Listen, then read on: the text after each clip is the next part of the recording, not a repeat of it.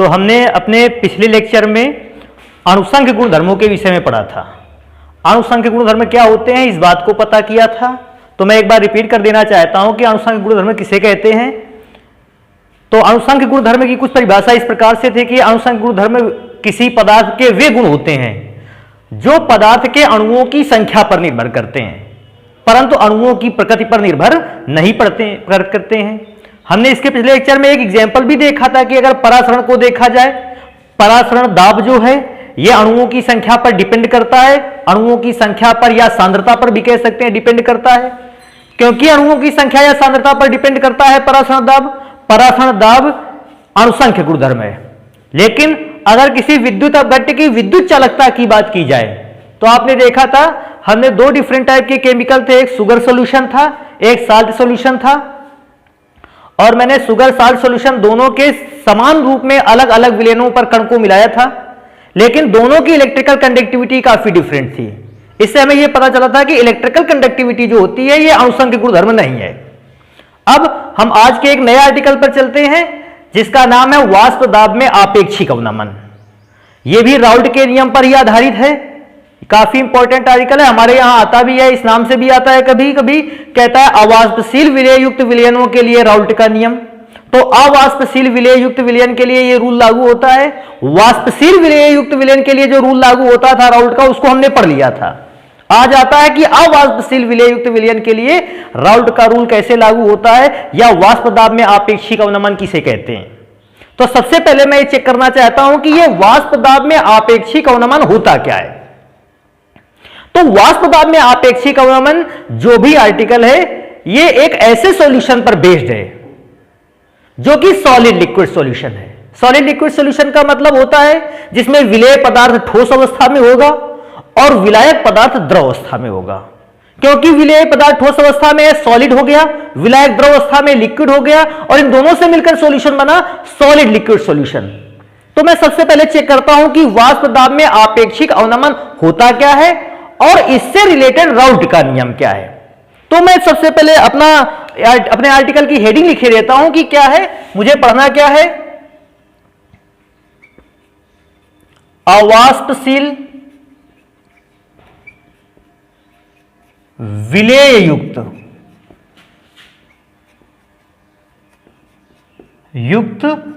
विलयन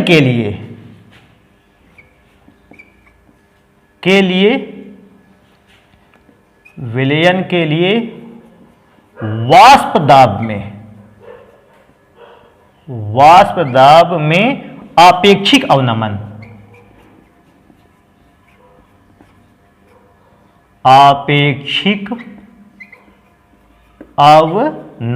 या इस फॉर्मूले को इस नाम से भी जानते हैं राउल्ट का नियम।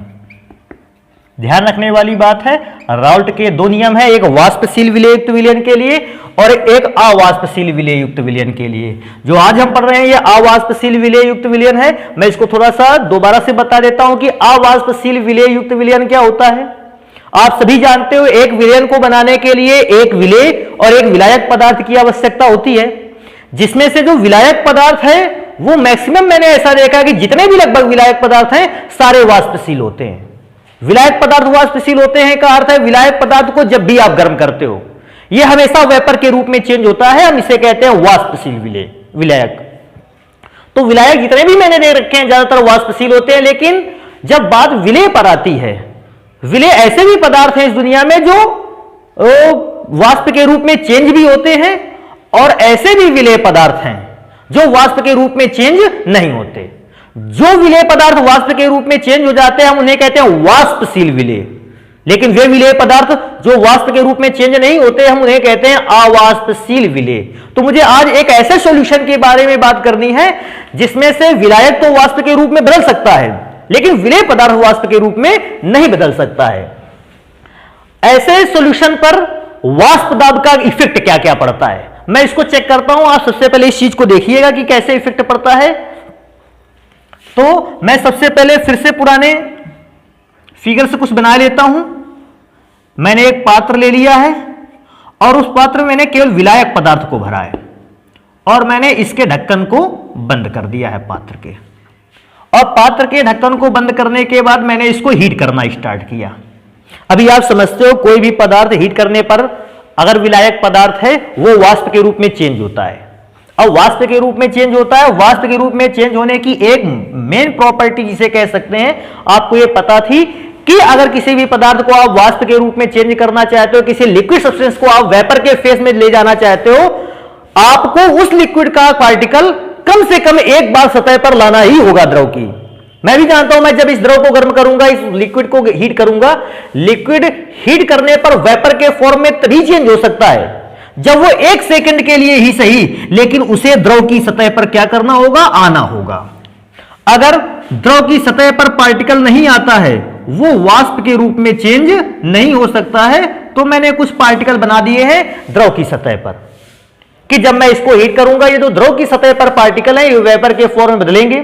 क्योंकि पात्र का ढक्कन बंद हुआ है, कोई भी वेपर का पार्टिकल जो सतह से वेपर का पार्टिकल में चेंज हो रहा है, वो पात्र से बाहर नहीं जा सकता, वो पात्र के अंदर ही रहेगा।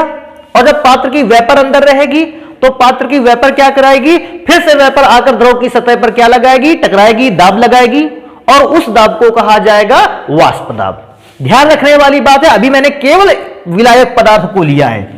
अभी मेरे पात्र में केवल और केवल एक पदार्थ है जिसका नाम है विलायक। क्योंकि केवल विलायक है, मैं ऐसा भी कह सकता हूं कि यहां पर पदार्थ कैसा है, शुद्ध। मान लीजिए कि मैंने यहां जल लिया होता और जल के अलावा कुछ भी नहीं गया होता, आप क्या कहते हैं, यह शुद्ध जल है। सेम चीज अगर मैं इसको विलायक कह देता हूं तो क्योंकि विलायक ही है, केवल एक ही सब्सटेंस है यहां पर, मैं कह सकता हूं यह शुद्ध विलायक है। तो मैं यहां कुछ थोड़ा सा और बढ़ा देता हूं, मैं यह लिख देता हूं कि शुद्ध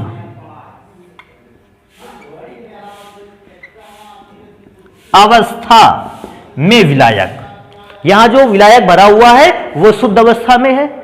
और आप सभी समझते हो कि बहुत सारे पार्टिकल इसकी सरफेस पे हैं, और क्योंकि द्रव की सरफेस पर बहुत सारे पार्टिकल हैं, हीट करने पर ये पार्टिकल वेपर बनाएंगे, और वेपर जब बनाएंगे तो ये वेपर प्रेशर लगाएगी, वाष्प दाब लगाएगी, और उसका वाष्प दाब मैं माने लेता हूं कि इस दशा में विलायक द्वारा लगाया गया वाष्प दाब कितना है, P है।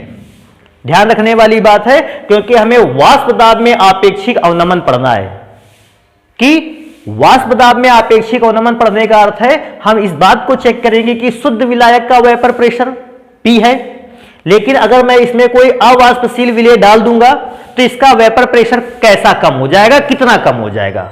हमें अवनमन का मतलब कमी पढ़नी है कि वाष्प दाब में वो कमी कैसे आती है। इसलिए मैंने क्या किया कि मैंने माना कि एक शुद्ध विलायक पदार्थ है जिसे मैंने पात्र में बंद कर रखा है, और पात्र में बंद रखने के बाद मैंने इसको गर्म किया। गर्म करने पर जो द्रव की सतह पर पार्टिकल थे, सबसे पहले ये वेपर के रूप में चेंज हुए, वाष्प के रूप में चेंज हुए, और इन्होंने वेपर प्रेशर लगाया। शुद्ध विलायक के कणों द्वारा जो वेपर प्रेशर अप्लाई हुआ उसको मैंने कितना माना, P। ध्यान रखने वाली बात है, जब मैं बताऊंगा कि शुद्ध विलायक द्वारा या शुद्ध विलायक की वाष्प द्वारा लगाया गया वेपर प्रेशर क्या है, आप कैपिटल P समझोगे इसको। अब मैं इसी में एक चेंज कर देता हूं। अभी मैंने क्या किया, इसी विलायक पर अब मैं थोड़ा सा विलेय डालूंगा। बेटा ध्यान रखने वाली बात है, पात्र यही है, आयतन पात्र का यही है, मैंने विलायक भी उतनी में अमाउंट में लिया है। अब इसको मैंने ढक्कन से बंद कर दिया, उसके पहले मैंने इस पे विलेय पदार्थ को डाल दिया।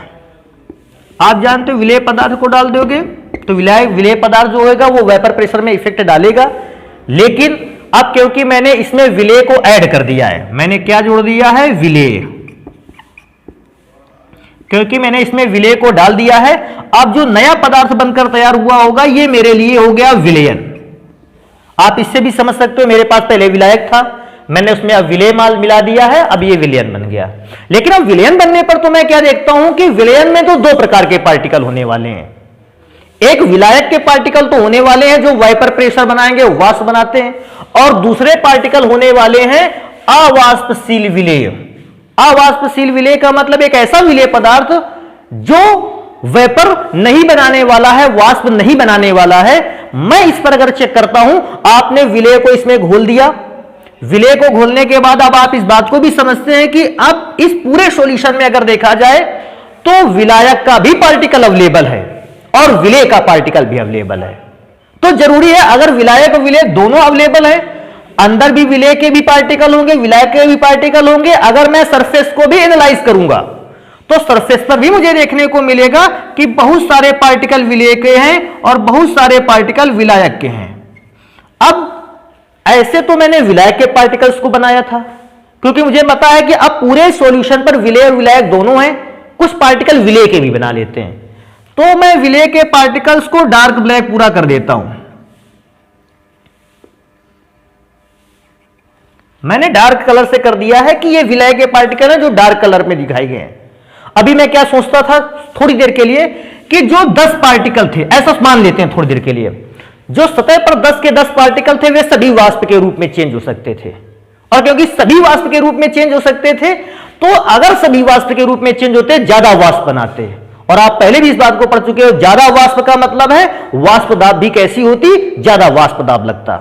लेकिन जब मैं विलयन के लिए बात करता हूं, आप देखिए इनमें से जो विलायक के पार्टिकल हैं ये तो वाष्प बनाएंगे, लेकिन जो अब सरफेस पर विलेय के पार्टिकल आ गए हैं वो वाष्प बनाने वाले नहीं है। आप खुद इस बात को समझ गए होंगे, अगर केवल विलायक का पार्टिकल वाष्प दाब बनाता और विलेय का पार्टिकल वाष्प दाब न बनाता, अब बात आ जाती सर जी क्यों नहीं बनाता विलेय का पार्टिकल वाष्प दाब, तो उसका अर्थ था क्यों, क्योंकि अवाष्पशील विलेय है। जो आपके पास विलेय है वो वाष्प बनाने वाला नहीं। पहले ऐसा मानते हैं 10 के 10 पार्टिकल वाष्प बना रहे थे, लेकिन अब यहां पर अगर देखा जाए तो 10 के 10 पार्टिकल वाष्प बना नहीं सकते, क्योंकि 10 में जो 3-4 पार्टिकल विलेय के वो तो वाष्प ही नहीं बनाएंगे, और बचे 6 से 7 जो पार्टिकल हैं केवल वो वाष्प बनाएंगे। अब आप खुद सोचिए इस चीज को, यहां 10 के 10 पार्टिकल वाष्प बना रहे थे, ज्यादा वाष्प दाब लग रहा था, और वहां अब कुछ पार्टिकल विलेय के तो वाष्प दाब बनाएंगे ही नहीं, शेष जो विलायक के कुछ बच रहे हैं वो वाष्प दाब लगा रहे हैं। तो यहां पर वाष्प दाब का मान कैसा होने वाला है, कम। और जो वाष्प दाब कम होगा मैं उसे कैसे मानूंगा, पीएस। ध्यान रखने वाली बात है, मैं दोबारा से पूछ सकता हूं कि दोनों पर डिफरेंस क्या है। पी किसको कहते हैं, पीएस किसको कहते हैं, तो पी किसी विलायक पदार्थ का वाष्प दाब तब है जब विलायक शुद्ध अवस्था में था। लेकिन मैंने जैसे ही विलेय डाला, विलेय डालने पर मुझे पता चला कि कुछ पार्टिकल सरफेस और विलेय के आ गए हैं। अब ये विलेय के पार्टिकल तो वाष्प के रूप में बदलेंगे नहीं, क्योंकि नहीं बदलेंगे वाष्प दाब का मान क्या हो जाएगा, कम हो जाएगा। और वो वाष्प दाब का मान कम हुआ तो कितना हुआ, पीएस। अगर वाष्प दाब के मान में पीएस की कमी आई है तो हम ऐसा लिख सकते हैं, वाष्प दाब में कमी, वाष्प दाब में कमी। ध्यान देने वाली बात है, पहले वाष्प दाब कितना था, P, बाद में वाष्प दाब कितना हो गया, PS। वाष्प दाब P ज्यादा था और PS कम था। अगर मुझे वाष्प दाब में कमी निकालनी होगी तो मैं वाष्प दाब में कमी को लिखूंगा P माइनस PS। तो वाष्प दाब में कमी को लिखते हैं P minus PS। P minus PS का मतलब शुद्ध अवस्था में विलायक का वाष्प दाब माइनस विलयन का वाष्प दाब। तो मेरे लिए वाष्प दाब में कमी हो गई P माइनस PS। और क्योंकि मुझे वाष्प दाब में कमी या अवनमन भी कहते हैं कमी को, क्योंकि मुझे वाष्प दाब में कमी ही नहीं आपेक्षिक अवनमन निकालना है। आपेक्षिक अवनमन का मतलब होता है कि पहले की अपेक्षा कितनी कमी हुई है। तो पहले कितना वाष्प दाब था, P। तो मुझे किसी भी चीज की कंपेयर अगर पहले राशि की तुलना में करनी होती है, जैसे मैं क्या बताता हूं, अगर आप कह देते हो कि किसी विलयन का आयतन 2 गुना बढ़ गया आपेक्षिक, तो विलयन का आयतन कैसे लिख देते हो, 2/1, कि पहले 1 था अब कितने गुना बढ़ गया, 2 गुना बढ़ गया। तो मैं इसको रेशियो में अगर रिपीट लिखना चाहूं या आपेक्षिकता बताना चाहूं तो मैं बता सकता हूं कि अगर विलयन का आयतन पहले 1 था बाद में 2 हो गया तो इसको लिख सकते हैं 2/1। अब अगर मुझे वाष्प दाब में भी आपेक्षिक अवनमन चाहिए तो मैं जब वाष्प दाब में आपेक्षिक अवनमन को निकालूंगा, वाष्प दाब में आपेक्षिक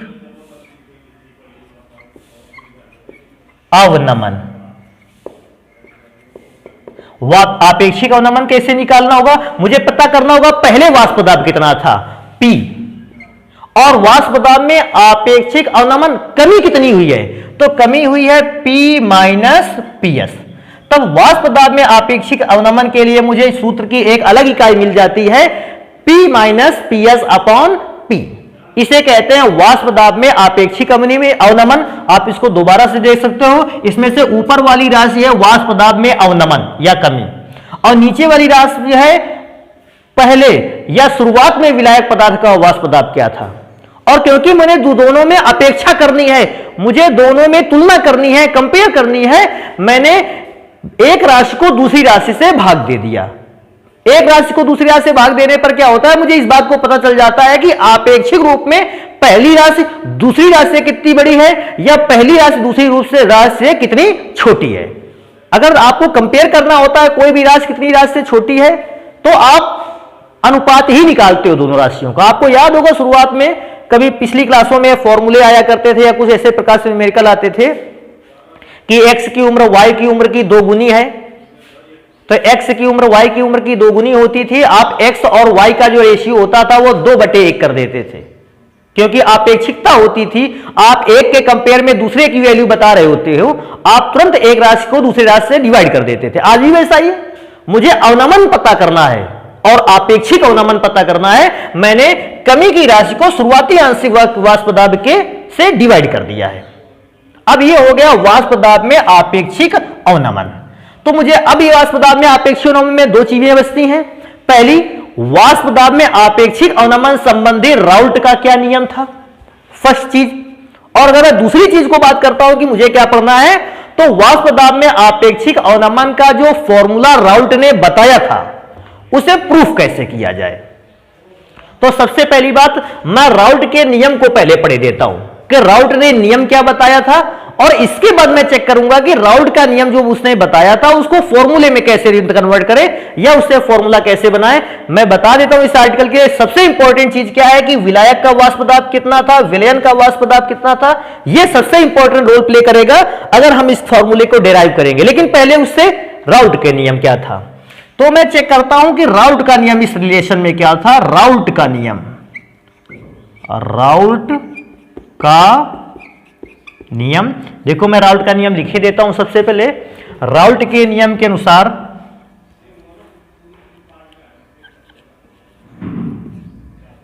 किसी अवाष्पशील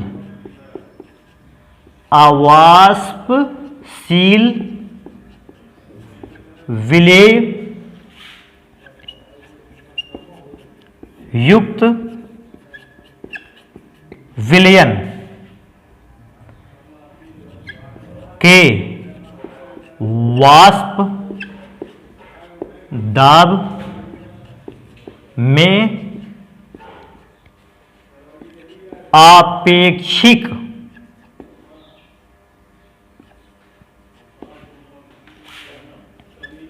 अवनमन का मान उस विलयन में उपस्थित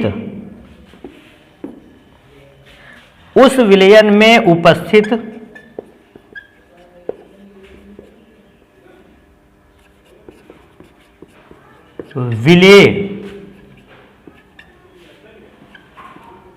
पदार्थ के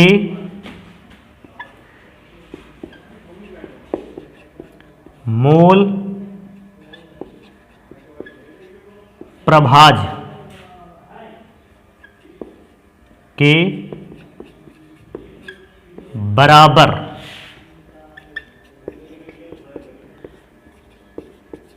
होता है। यह था राउल्ट का नियम। ये विलायक के लिए है गणना, तो मैं इस बात को दोबारा से बता देता हूं। कहता था कि अगर किसी वाष्पशील विलेय युक्त विलयन को आपने लिया है और उसके वाष्प दाब में आपने अपेक्षिक अवनमन निकाला है, तो उस अपेक्षिक अवनमन का मान विलयन में उपस्थित विलेय पदार्थ के मोल प्रभाज के बराबर होता है। विलायक के मोल प्रभाज के बराबर नहीं होता। किसके मोल प्रभाज के बराबर होता है? विलेय पदार्थ के मोल प्रभाज के बराबर होता है। तो मैं एक बार इसको लिख के देखता हूं। अगर मैं किसी भी अवाष्पशील विलेय युक्त विलयन के लिए वाष्प दाब में आपेक्षिक अवनमन को P minus PS upon P से लिखता हूं। वाष्प दाब में आपेक्षिक अवनमन का मान उस विलयन में उपस्थित विलेय पदार्थ के मोल प्रभाज्य के बराबर होता है। मोल प्रभाज्य को कैपिटल एक्स से लिखते हैं। किसके मोल प्रभाज्य के बराबर होता है? तो विलेय पदार्थ के मोल प्रभाज्य के बराबर होता है। यह फॉर्मूला था। तो इस फॉर्मूले के बेसिस पर आप आसानी से राउल्ट के नियम को बता सकते हैं। हाँ, इस फॉर्मूले को अगर मैं और ज्यादा अच्छा करना चाहूं तो इस फॉर्मूले को थोड़ा सा और अच्छा कर सकते हैं। कैसे कर सकते हैं? P minus P S upon P is equal to विलेय पदार्थ का मोल प्रभाज्य। तो विलेय पदार्थ के मोल प्रभाज्य को ऐसे भी लिखा जा सकता है small n upon small n plus capital N।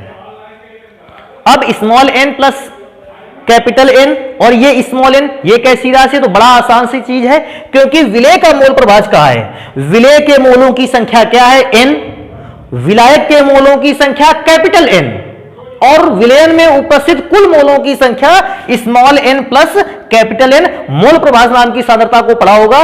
जिस पदार्थ का मोल प्रभाज्य कहता है उस पदार्थ के मोलों की संख्या ऊपर और टोटल मोलों की संख्या नीचे लिखकर हम उस फॉर्मूले को बनाते हैं। क्योंकि आज विलेय का मोल प्रभाज्य कहा है, इसलिए स्मॉल n विलेय पदार्थ के मोलों की संख्या है और small n plus capital N ये विलयन के टोटल मोल है, जिनमें से स्मॉल n तो विलेय के मोल हो गए और कैपिटल N किसके मोल हो गए? विलायक के। तो मैं लिख के बता देता हूं यहां पर क्या क्या राशियां हैं। राशियों के मैं बताता हूं। स्मॉल n विलेय पदार्थ के मोल, कैपिटल N विलायक के मोल। और अगर आप लिखना चाहें तो यह भी लिख सकते हैं कि small n plus capital N क्या है। आप आसानी से समझ सकते हो। ये विलेय हो गया, ये विलायक हो गया, दोनों को आपस में जोड़ दिया, किसका मोल निकलेगा? विलयन के कुल मोल।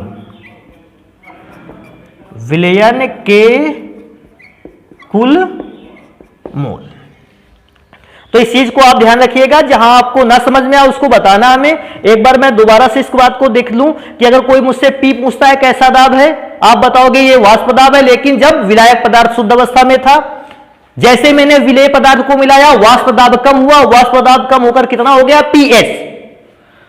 अगर वाष्प दाब पीएस हो गया तो कमी कैसे निकलेगी? पी माइनस पीएस से। क्योंकि मुझे केवल कमी नहीं है चाहिए, मुझे केवल अवनमन नहीं चाहिए, मुझे चाहिए आपेक्षिक अवनमन कि पहले की तुलना में कितनी कमी हुई है। क्योंकि मुझे आपेक्षिक अवनमन चाहिए। आपने तुलना करने के लिए राशियों को अनुपात में लिखा था, तो राशियों को अनुपात में कैसे लिखा? कमी को ऊपर लिखा, प्रारंभिक राशि को नीचे लिखा, और जब प्रारंभिक राशि को नीचे लिखा यह आपेक्षिक अवनमन आ गया। तो आपेक्षिक अवनमन के लिए जो राउल्ट का नियम था वो आपने पढ़ लिया कैसा होता है, किस पर डिपेंड करता है। तो मुझे यह फॉर्मूला प्रूफ भी करना होगा कि P minus P S upon P हर वाष्प पदार्थ में आपेक्षिक अवनमन विलेय पदार्थ के मोल प्रभाज्य पर कैसे निर्भर करता है। इस फॉर्मूले को जनरेट भी करना होगा। या तो मैं ये फॉर्मूला जनरेट कर देता हूं या मुझे ये फॉर्मूला जनरेट करना होगा। लेकिन उन फॉर्मूलों में भी ध्यान रखना है कि P क्या है? शुद्ध विलायक का वाष्प दाब, PS विलयन का वाष्प दाब, स्मॉल n विलेय पदार्थ के मोलों की संख्या जो कि अवाष्पशील है, और कैपिटल N का मतलब होता है विलायक के मोलों की संख्या जो वाष्पशील है। तो मैं इसको मिटा देता हूं। अब हम आगे बात करेंगे अगर इस चीज में से कि इस फॉर्मूले को जनरेट कैसे किया जाए। तो आप इसको नोट कर सकते हैं, और मैं समझता हूं नोट हो गया होगा आप लोगों का। तो मैं इसको अब हटा देता हूं।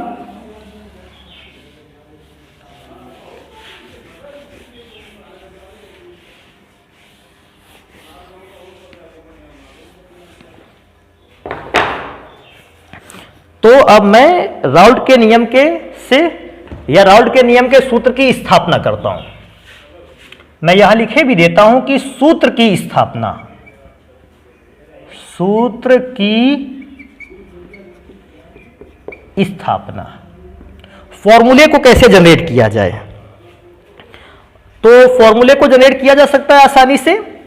आप चीजों को पहले भी समझते हैं और अभी भी समझेंगे मेरे ख्याल से। तो मैं स्टार्ट करता हूं। सबसे पहले देखो मैं क्या करने वाला हूं। सबसे पहले मैं ये चेक करना चाहता हूं कि जो विलयन का वाष्प दाब है ये किसके बराबर होगा। आखिर ये विलयन का वाष्प दाब जो है वो किस पर डिपेंड करता होगा। तो मैं यहां देखो लिखता हूं विलयन का वाष्प दाब। विलयन का जो वाष्प दाब है वो है PS। अब मैं बात आती है कि पीएस किस चीज पर डिपेंड करता है, तो मैं बात करूंगा, अभी आप खुद सोचिए, कोई भी वाष्प दाब हो, चाहे वो विलायक का वाष्प दाब हो, चाहे वो विलयन का वाष्प दाब हो, अगर वाष्प दाब को डिपेंड करने की बात आती है, मैं एक चीज को जानता हूं, क्योंकि विलेय अवाष्पशील था, विलेय पदार्थ वाष्प बनाने वाला नहीं। अगर विलयन में से विलेय वाष्प नहीं बनाता, विलेय वाष्प का निर्माण नहीं करता, तो फिर वाष्प का निर्माण कौन करता है? तो बात आती है, सर जी विलयन में विलेय तो कोई काम नहीं करेगा, वाष्प बनाने में कोई काम नहीं करेगा, और बल्कि वाष्प को कम भी करेगा, क्योंकि विलयन में जो वाष्प बनाने का काम है वो विलेय के कण नहीं कर रहे हैं, केवल किसके कण कर रहे हैं? विलायक के कण कर रहे हैं। तो मैं इस बात को समझूंगा कि विलयन का जो वाष्प दाब है वो विलेय पर डिपेंड करने वाला नहीं, या विलेय पर निर्भर करने वाला नहीं। विलयन का जो वाष्प दाब है वो केवल और केवल अगर डिपेंड करेगा तो विलायक पदार्थ के मोल प्रभाज पर, विलायक पदार्थ पर। अच्छा, विलेय पर क्यों डिपेंड नहीं करेगा? क्योंकि विलेय तो वाष्प ही नहीं बनाने वाला है, विलेय अवाष्पशील है। तो मैं ये कह सकता हूं कि जो विलयन का वाष्प दाब है भी, वो केवल और केवल एक प्रकार के इंग्रेडिएंट पर डिपेंड करता है, वो भी विलायक पर, क्योंकि विलायक वाष्पशील है। विलेय पर निर्भर नहीं करता, क्योंकि विलेय वाष्पशील नहीं है। तो मैं इसको थोड़ा सा मिटा के लिखे देता हूं, क्योंकि विलयन पर, क्योंकि विलयन में विलेय वाष्प का निर्माण नहीं कर सकता, वाष्प का निर्माण नहीं कर सकता,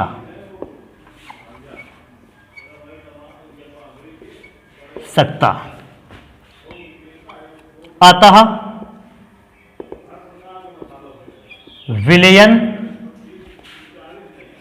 का वाष्प दाब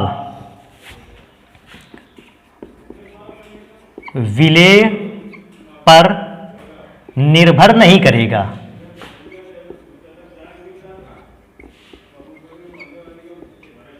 नहीं करेगा। लेकिन अगर मैं वही चीज विलायक के लिए देखता हूं, परंतु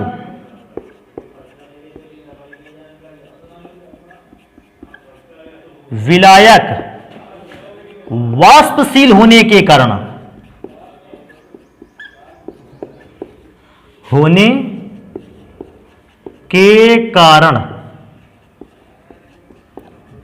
क्योंकि विलायक जो है वो वाष्प बना सकता है, वाष्पशील है, कारण विलयन का वाष्प दाब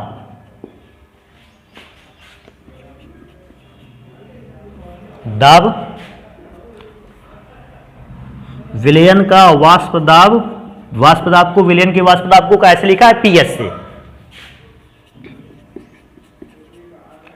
विलायक पर निर्भर करेगा,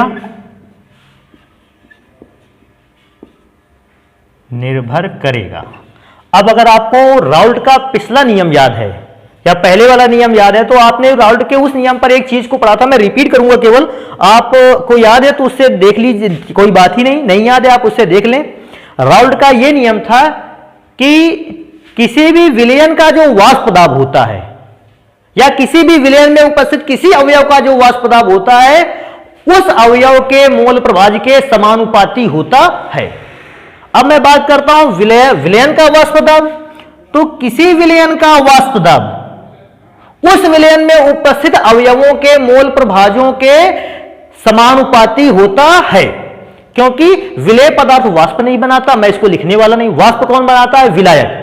तो मैं आज केवल किसका मोल प्रभाज लिखने वाला हूं? विलायक का, विलायक का मोल प्रभाज लिखना। तो x का मतलब मोल प्रभाज, और किसका मोल प्रभाज? विलायक का मोल प्रभाज। मैं थोड़ी सी राशियों को लिखना स्टार्ट कर देता हूं। PS, एक काम कर लेते हैं, बराबर का निशान लगाते हैं, प्रोपोर्शनल का निशान हटा देते हैं। लेकिन जिससे प्रोपोर्शनल का निशान हटेगा कोई एक कांस्टेंट ऐड होगा। मैंने कांस्टेंट क्या ऐड कर रखा है? x। अभी आप सोचते हो विलायक का मोल प्रभाज, तो आपको याद होगा उस समय कि विलेय के मोलों की संख्या मैंने मानी थी, मैं यहां लिखे देता हूं, मैंने विलेय के मोलों की संख्या मानी थी स्मॉल n, और मैंने विलायक के मोलों की संख्या मानी थी कैपिटल N। अगर विलेय के मोलों की संख्या स्मॉल एन और विलायक के मोलों की संख्या कैपिटल एन है, तो फिर विलायक पदार्थ का मोल प्रभाज क्या होगा? तो विलायक पदार्थ का मोल प्रभाज होगा कैपिटल एन, जिसका मोल प्रभाज पूछा जाए उसके मोलों की संख्या ऊपर और टोटल मोलों की संख्या नीचे। तो टोटल मोल कितने होने वाले हैं? Small N plus capital N, small N plus capital N. तो मेरे लिए ये फॉर्मूला जनरेट हो गया। ध्यान रखिएगा, विलयन का वाष्प दाब विलायक पर इसलिए कहा गया क्योंकि वाष्प केवल कौन बना सकता है? विलायक, इसलिए मैंने इसको ऐसा किया। अगर मैं आगे चलता हूं तो मुझे एक काम कर लेना चाहिए, मुझे K की वैल्यू तुरंत निकाल लेनी चाहिए। अगर मुझे K की वैल्यू निकाल लेता हूं मैं, तो मुझे फॉर्मूले को हल करने में, सॉल्व करने में कोई प्रॉब्लम आने वाली नहीं है। तो मैं फॉर्मूले से चलता हूं, मैं सबसे पहले K की वैल्यू निकालता हूं। अब K की वैल्यू के लिए मैं एक चीज मानता हूं कि यदि, ध्यान रखने वाली बात है, यदि small n is equal to 0 mole, अगर मैंने स्मॉल n अर्थात किसके मोल? विलेय के की विलायक के? तो बात आती है सर जी विलेय के मोल। अगर आपने विलेय के मोल 0 मान रखे हैं, तो विलेय के मोल 0, मैं आपको बताता हूं विलेय के मोल 0 का मतलब। विलेय के मोल 0 होने का मतलब विलेय डाला ही नहीं गया, विलेय को अभिविलयन में इंक्लूड ही, सम्मिलित ही नहीं किया गया। मैंने एक भी परसेंट या एक भी कण विलेय नहीं डाला, तब तो विलेय की वैल्यू 0 होगी। और विलेय की वैल्यू 0 होने का मतलब विलेय नहीं है। अभी आप सोचो विलेय नहीं है तो पात्र में बचेगा कौन?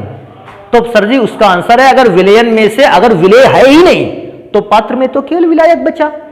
अभी सोचने वाली बात है, अगर मैं n की वैल्यू 0 रखता हूं तो इसका मतलब पात्र में विलेय नहीं है, और जब विलेय नहीं होगा इसका मतलब पात्र में कौन होगा? केवल विलायक, और जो वाष्प दाब भी रहेगा।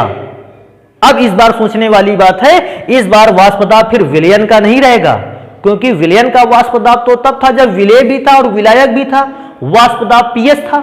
लेकिन आपने कहा विलेय के मोलों की संख्या 0, विलेय पड़ा ही नहीं, और जब विलेय नहीं पड़ा तो वाष्प दाब कितना रहा? तब वाष्प दाब रहा P। अर्थात जब मैं n की वैल्यू 0 कर दूंगा, मुझे PS की वैल्यू क्या के बराबर मिल जाएगी? P के बराबर। जो विलयन का दाब होगा वो केवल क्या के बराबर होगा? विलायक के। विलयन का दाब विलायक के बराबर क्यों होगा? क्योंकि उसमें तो विलेय है ही नहीं, और जब विलेय नहीं है इसका मतलब केवल विलायक है, और वाष्प दाब कितना हो जाएगा? P हो जाएगा। अगर मैं ये रीडिंग इस पे रख देता हूं या इक्वेशन फर्स्ट पे रख देता हूं, मुझे K की वैल्यू पता चल जाएगी।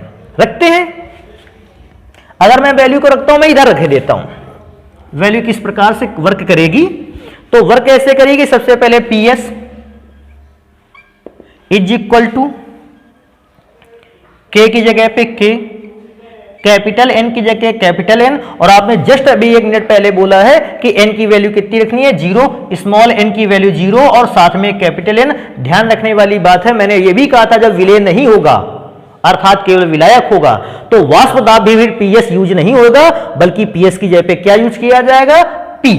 तो मैंने PS की जगह P लिख दिया है। अगर आप देखते हो n से n कैंसिल हो जाता है, K will be equal to P, मतलब K का जो मान होगा वो काहे के बराबर होगा? P के बराबर। तो मैं एक काम कर देता हूं, मुझे K की वैल्यू P के बराबर मिल गई है, K का मान इक्वेशन नंबर फर्स्ट पे रखे देता हूं। तो K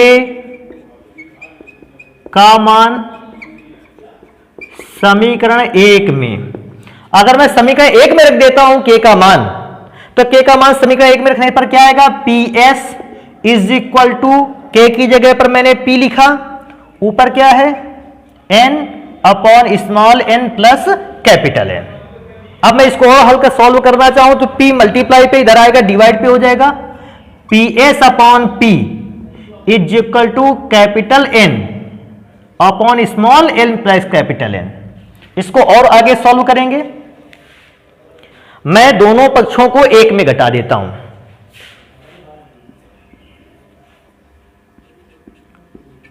दोनों पक्षों को 1 में घटाने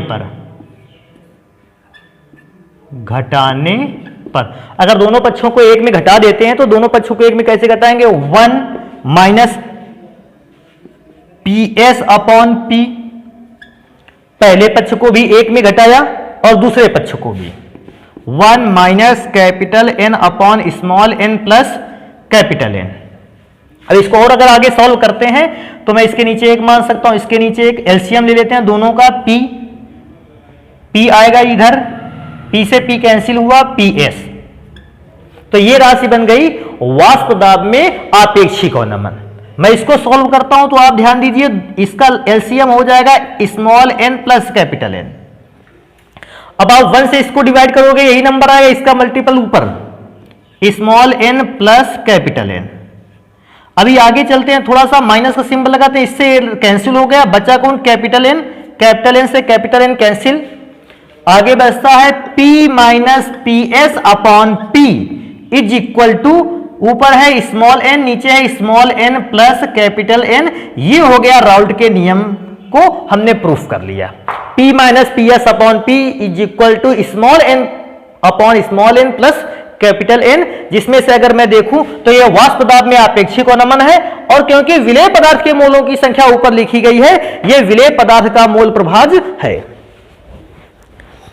अब विलेय पदार्थ का मोल प्रभाज के लिए मैंने ये फॉर्मूला तो पूरा बना लिया, तो इस प्रकार से आप राउल्ट के नियम को सॉल्व कर सकते हैं। ध्यान रखने वाली बात है, सबसे इंपॉर्टेंट चीज एक है, आप इस बात को ध्यान रखिएगा कि विलेय पदार्थ और विलायक पदार्थ के विलयन और विलायक के आंशिक दाब वाष्प दाब कितने थे, और दूसरी सबसे इंपॉर्टेंट चीज कि यहां विलयन का वाष्प दाब केवल विलायक पर डिपेंड क्यों करता है। तो उसका आंसर था विलयन का वाष्प दाब केवल विलायक पर इसलिए डिपेंड करता है क्योंकि विलायक ही केवल वाष्प बना सकता है, और विलायक अगर वाष्प बना सकता है तो विलायक ही केवल वाष्प दाब लगा भी सकता है। तो जो वाष्प दाब उस समय था वो केवल विलायक पर डिपेंड करता था। अब मैं एक चीज और देखता हूं कि राउल्ट का नियम जो है, जो प्रूफ होने के बाद आया है, यह राउल्ट का नियम सभी सॉल्यूशंस पर लागू नहीं होता। राउल्ट के नियम की कुछ सीमाएं भी हैं, राउल्ट के नियम की कुछ लिमिटेशंस भी हैं कि राउल्ट का नियम हर एक सॉल्यूशन के लिए लागू नहीं हो सकता। तो मैं थोड़ा सा इसको सही कर देता हूं, आप इसको नोट कर लीजिएगा। मैं थोड़ा सा यहां मिटा के इसको और थोड़ा सा आगे बढ़ा देता हूं कि क्योंकि राउल्ट का नियम मैं एक्सपेरिमेंट के थ्रू पता चलता है कि राउल्ट का नियम केवल तब वर्क करता है जब विलयन तनु होते हैं। अगर विलयन सांद्र है तो फिर राउल्ट का नियम वर्क नहीं करता है, कार्य नहीं करता है। तो मैं ये चेक कर लेता हूं कि राउल्ट का नियम तनु विलयनों पर अगर लागू किया जाए तो क्या तनु विलयन के लिए राउल्ट के नियम का फॉर्मूला यही रहने वाला है, या तनु विलयन के लिए डाइल्यूट सॉल्यूशंस के लिए राउल्ट के नियम में फॉर्मूले में कुछ चेंज आएगा। तो मैं एक बार सेकंड के लिए, थोड़ी देर के लिए मैं चलता हूं कि राउल्ट के नियम तनु सॉल्यूशंस के लिए या डाइल्यूट सॉल्यूशन के लिए चेक करता हूं। तो मैं यहां लिख लूंगा कि अब मुझे कौन सा नियम लिखना है, राउल्ट का ही नियम, लेकिन कौन से विलयनों के लिए, तनु विलयनों के लिए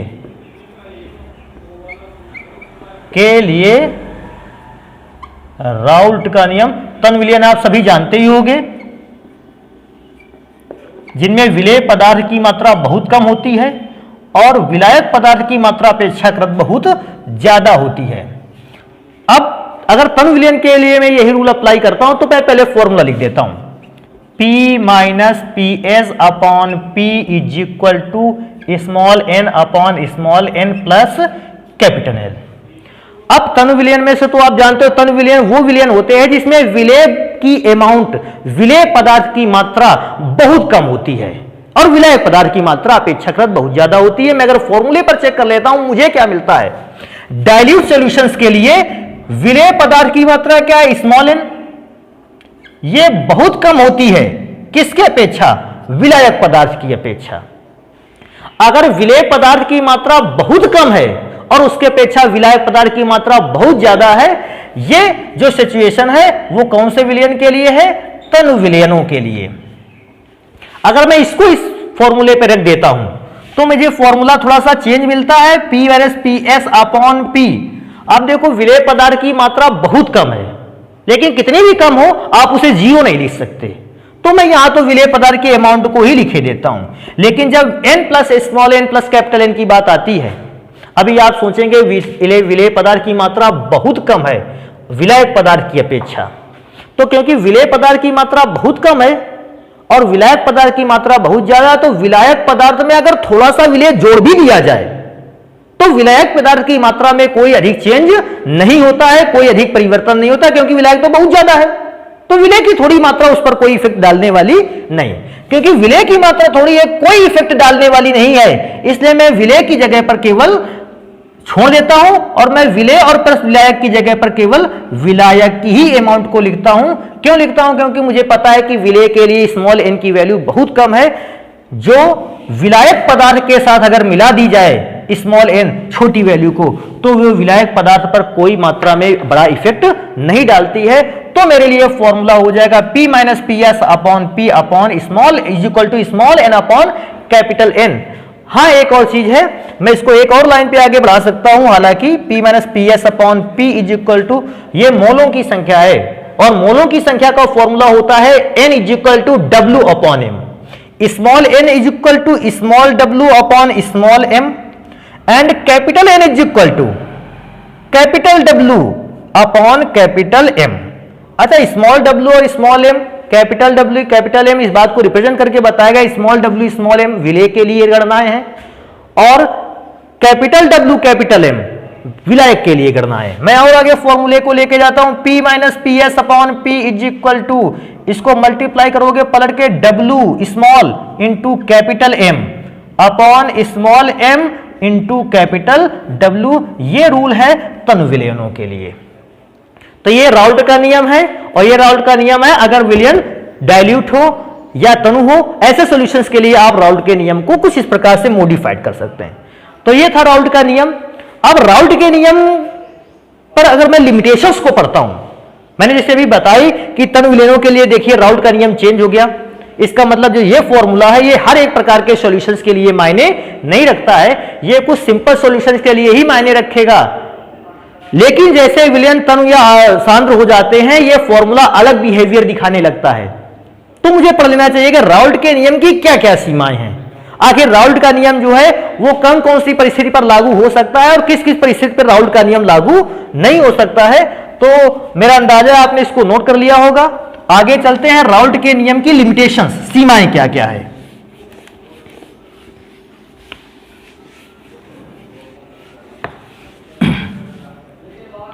तो राउल्ट के नियम की सीमाओं को मैं अगर पढ़ना स्टार्ट करता हूं कि राउल्ट के नियम की लिमिटेशंस क्या क्या है, तो मेरे लिए फर्स्ट लिमिटेशन आती है कि राउल्ट का जो नियम है वो तन विलयनों के लिए लागू होता है, सांद्र विलयनों के लिए राउल्ट का नियम लागू नहीं होता है। सांद्र विलयनों के, तो आप इस बात को सबसे पहले ध्यान रखोगे, सांद्र सॉल्यूशंस के लिए राउल्ट का नियम लागू नहीं होता, क्योंकि जब विलयन सांद्र होता है, विलयन में उपस्थित पार्टिकल्स के बीच का आकर्षण बल बढ़ जाता है। अगर विलयन के पार्टिकल्स के बीच का आकर्षण बल बढ़ गया, अभी सोचिए खुद आप, अगर पार्टिकल्स के बीच का आकर्षण बल बढ़ गया, सांद्रता को मैंने बढ़ाया, अणुओं के बीच आकर्षण बल बढ़ गया, अणुओं के मध्य अगर आकर्षण बल बढ़ गया, आप जानते हो जब भी आप किसी लिक्विड सब्सटेंस को आप वेपर फेस में चेंज करते हो, वाष्प के रूप में चेंज करते हो, आप उन द्रव के अणुओं के मध्य लगे आकर्षण बल को समाप्त करते हो। अभी जल्दी से आकर्षण बल समाप्त हो जाता है, विलयन सांद्र होगा तो अणुओं के मध्य का आकर्षण बल अधिक होगा, और विलयन में अगर सांद्रता के बढ़ने पर अणुओं के मध्य का आकर्षण बल ज्यादा होगा, ऐसी सिचुएशन पर वाष्प दाब कैसा हो जाएगा? कम हो जाएगा, क्योंकि वाष्प ज्यादा बनेगी नहीं, पार्टिकल ने एक दूसरे को ज्यादा तेजी से ताकत से पकड़ रखे होंगे, जल्दी से वेपर नहीं बनेगी, वाष्प कम, वाष्प दाब और कम, तो वाष्प दाब पर इफेक्ट पड़ जाएगा उस समय जब आप विलयन कैसा ले लेते हो? सांद्र। तो सांद्र विलयनों पर राउल्ट का नियम लागू नहीं होता है, फर्स्ट लिमिटेशन थी। अगर मैं सेकंड लिमिटेशन को, तो आप ध्यान रखोगे सांद्र विलयनों पर राउल्ट का नियम लागू नहीं होता, क्योंकि सांद्र विलयन में उपस्थित विलयन के कणों के मध्य आकर्षण बल बढ़ जाता है, जिससे वाष्प दाब का मान घट जाता है। अभी एक और चीज मैं चेक करूंगा इसमें कि राउल्ट का नियम विद्युत अपघट्यों के लिए भी लागू नहीं होता। राउल्ट का नियम जो है वो इलेक्ट्रोलाइट्स के लिए लागू नहीं होता, क्योंकि इलेक्ट्रोलाइट्स के लिए क्यों नहीं लागू होता, आप इस बात को भी चेक कर सकते हो कि राउल्ट का नियम जो है वाष्प दाब पे डिपेंड करता था। वाष्प दाब डिपेंड करता था कि सरफेस पर कितने पार्टिकल्स अवेलेबल हैं। अब मैं इस चीज को चेक करता हूं, मेरे पास एक इलेक्ट्रोलाइट विद्युत अपघट्य NaCl, अभी मुझे अगर इससे पूछा जाए कि कितना पार्टिकल है, कितना मॉलिक्यूल है, आप बताओगे 1 मॉलिक्यूल ऑफ NaCl। लेकिन बेटा जैसे मैं इस विद्युत अपघट्य को विलायक में डिसॉल्व कर देता हूं, विलायक में घोल देता हूं, आप जानते हो जब किसी विद्युत अपघट्य को किसी ध्रुवीय विलायक या जल में घोला जाता है, वह अपने आयंस में ब्रेक हो जाता है। अगर NaCl आयन में ब्रेक हुआ अभी सोचने वाली बात है। अब हमसे पूछा जाएगा कि पहले कितना मॉलिक्यूल था, 1, अब कितने मॉलिक्यूल हैं, 2, 1 and 1, क्योंकि मॉलिक्यूल्स की संख्या, अणुओं की संख्या चेंज हो गई। अभी आप सब समझते हो, अणुओं की संख्या अगर चेंज हो जाएगी तो वाष्प दाब का भी मान चेंज हो जाएगा, वाष्प दाब बदल जाएगा। इसलिए भी विद्युत अपघट्यों पर राउल्ट का नियम लागू नहीं होता, क्योंकि राउल्ट के नियम पर वाष्प दाब में किसी अन्य वजह से चेंज नहीं आना चाहिए। टेंपरेचर की वजह से आए वो माना जाएगा, विलय को मिलाने पर आए वो माना जाएगा, लेकिन विलय के किसी अतिरिक्त गुण के कारण आ जाए, ये आयन में टूटने के कारण पार्टिकल्स की संख्या बढ़ गई है, ये वाला इस जगह पर राउल्ट का नियम लागू नहीं होगा। एक जगह और राउल्ट का नियम लागू नहीं होगा, कब? जब आप किन्हीं दो विलेय पदार्थ को मिला देते हो, या आप विलेय को विलायक में जैसे ही डालते हो, विलेय और विलायक आपस में मिलकर संगुणित हो जाते हैं, जुड़ जाते हैं। या आपने सोचा आपके पास कोई विलायक है, आपने उसमें से विलेय डाला ए, अभी आपसे पूछेगा सर विलायक के कितने पार्टिकल्स डाले, मैंने बोला 4 पार्टिकल डाले।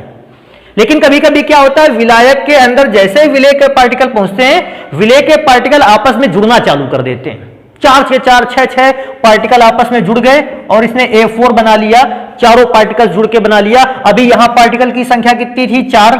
यहां मॉलिक्यूल या पार्टिकल की संख्या कितनी मानी जाएगी, 1, number of mole is equal to 1 and here number of mole is equal to 4।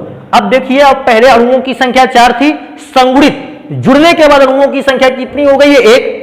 Particle में चेंज आया, नंबर ऑफ पार्टिकल में चेंज आया, इसलिए यहां भी राउल्ट का नियम पूरी तरीके से लागू होने वाला नहीं है। तो मैं एक बार दोबारा से रिपीट कर देता हूं, राउल्ट का नियम कहां कहां लागू नहीं होगा। तो पहला नंबर है, राउल्ट का नियम लागू नहीं होगा सांद्र विलयनों पर, राउल्ट का नियम लागू नहीं होगा विद्युत अपघट्यों पर, राउल्ट का नियम लागू नहीं होगा जब बहुत सारे अणु एक दूसरे के साथ संगुणित हो जाते हैं, जुड़ जाते हैं, और राउल्ट का नियम लागू नहीं होगा जब अणु ब्रेक भी हो जाता है। तो अणु ना तो टूटते हो, ना संगुणित होते हो, और ना ही विलयन की सांद्रता अधिक हो। अगर ये सारी स्थितियां आ जाती हैं तो हम इस बात को मान लेंगे कि राउल्ट का नियम जो है वो अब पूरी तरीके से लागू नहीं हो रहा है। तो इतनी राउल्ट के नियम की लिमिटेशन हो गई। मुझे उम्मीद है कि आपको आज का आर्टिकल समझ में आया होगा। आज के आर्टिकल से रिलेटेड जितनी भी या कोई भी बात अगर आपके पास हो जो आपको समझ में नहीं आती है, आप कमेंट बॉक्स में मुझे लिख दीजिएगा, मैं उस चीज को दोबारा से समझा दूंगा, बता दूंगा। तो आज केमिस्ट्री के लेक्चर पर इतना ही रखते हैं। बाकी के आर्टिकल जैसे क्वथनांक में उन्नयन है, हिमांक में अवनमन है, इन आर्टिकल्स को रखते हैं नेक्स्ट लेक्चर पे। धन्यवाद।